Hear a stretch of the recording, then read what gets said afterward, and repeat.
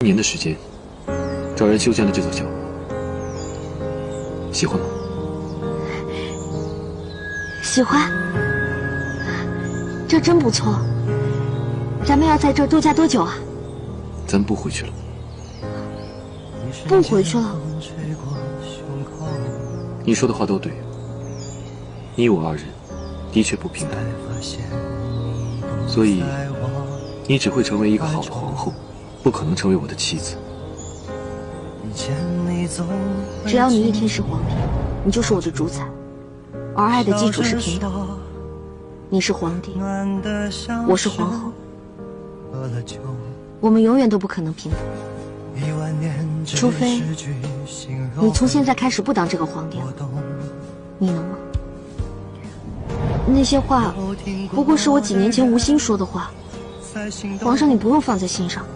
5年前，我也是真的无法做到你所说的。我出生于帝王之家，一生下来就肩负了不可推卸的使命，要完成先祖的遗愿，平定安邦，稳固政局。我一直以为我这辈子会成为一个名垂青史的好皇帝，可是当我遇见了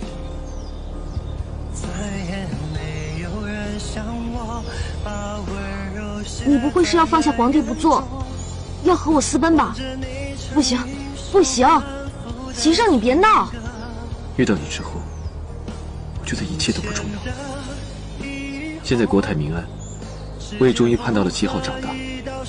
浩儿天资聪颖，小小的年纪就深谙知识之道，实在是我的福气。如今我已经安排了心腹会好好辅佐浩儿，我也可以放心的传位给浩儿。你不需要再有任何犹豫，只要告诉我你愿意还是不愿意。我当然愿意。几年前我就把这些事情都想明白了，我这小半辈子一直被我这条小命所累，总在为我的身家性命算计来算计去，从未认真看待过情和爱。但是从你为我挡箭的那一刻，我突然顿悟了，人啊，一旦心里有了爱，便什么都是福缘。你还记得在福源寺我曾许下的愿望吗？你当时说了一句我不太能听懂的话。这次来庙里你想求什么？求我身侧之人与我所求相同。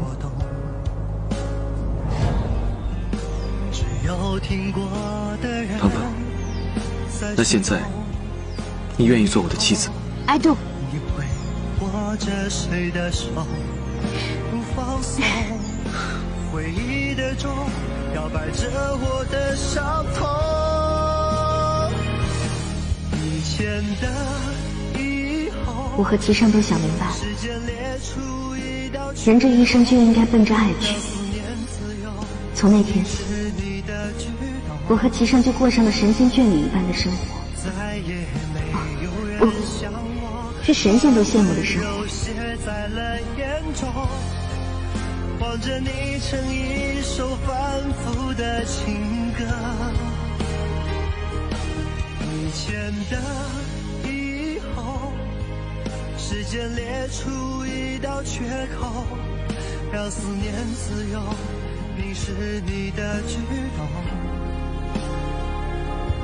再也没有人像我，把温柔写在了眼中，望着你成一首反复的情歌。以前的以后，时间缝合一道伤口，2秒针停留在爱着的时候。再不去计算太多，虚构出我们的时候，一切留在